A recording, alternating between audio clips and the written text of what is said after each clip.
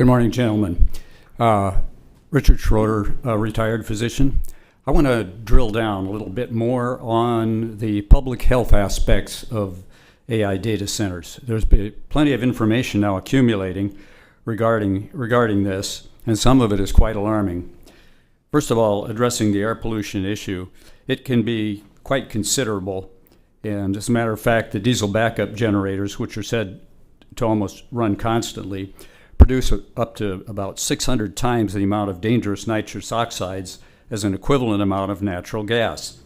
Nitrous oxides irritate mucous membranes, can cause severe metabolic and respiratory disturbances and infections, enough to be deadly. It's estimated by the Institute of Electrical and Electronics Engineers, the IEEE, that data centers caused about $6 billion in public health damages in 2023 due to only this type of air pollution. Data centers are also becoming quite famous for their noise pollution, with decibel levels measured at well above the 85 that is known to be harmful to our hearing.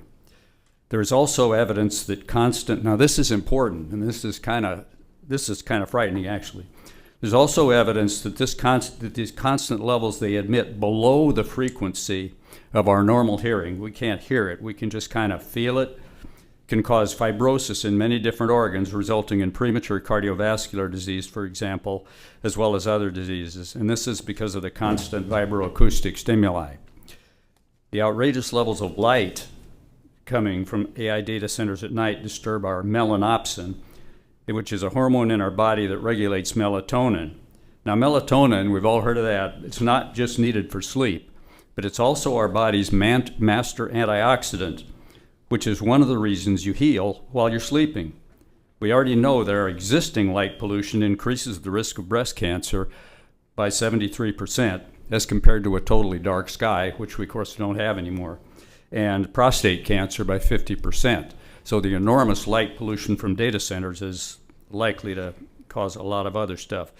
So there was an interesting post from the Agricultural Commission candidate for Texas, Clayton Tucker, who went all over the state of Texas, of course, listening to farmers' concerns about AI data centers, and he's calling for a moratorium. He says what he's finding is that no living calves born, they're all stillborn since the data centers were built near the farmers' lands.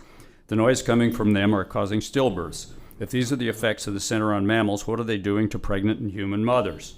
As you can see, the direct threats to our personal health are not insubstantial, and I would ask that you place a moratorium or an outright ban, if you could. Thank you. Thank you. Your next speaker is Scott Kiley, and he will be followed by Susan Zender. Good morning, Commissioners. Scott Kiley, full-time resident, Marco Island. Regarding hyperscale AI data centers, I'm not here today to argue against technology or innovation. Artificial intelligence will continue to advance, and it offers tremendous potential to improve our lives. I am here to respectfully ask for a 1-year moratorium on approving hyperscale AI data centers so our community has time to fully understand the long-term implications and work with elected officials to assure our constitutional rights remain the priority. Here's the justification for the 1-year pause. Imagine a federal government that is out of control.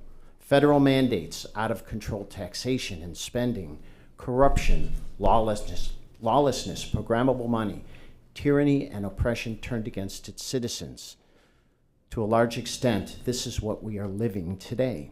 Make no mistake, hyperscale AI data centers are the foundation of a control grid, a surveillance state, and if we allow, a digital prison for all Americans. These data centers capture personal information, and that information will be used to enforce the will of the government. God-given rights, constitutional rights, privacy, sovereignty can easily be eliminated if we do not act proactively. Imagine if the control grid were in place during COVID.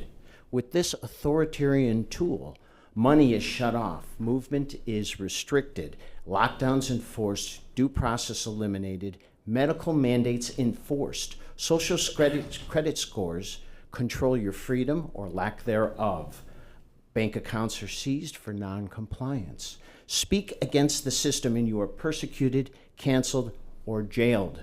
This is already happening. This issue is about the future relationship between technology and individual freedom. It is also about responsible planning that impacts our power grid, water resources, and public infrastructure. AI must serve humanity, not the other way around. It should strengthen freedom, not diminish it. Today, I respectfully ask you to join the many other Florida communities in pressing pause. Adopt a one-year moratorium, engage the public, bring together citizens and experts to assure any future development prioritizes liberties guaranteed to every American while embracing technology that enhances the human experience. Thank you very much for your time and your service. Your next speaker is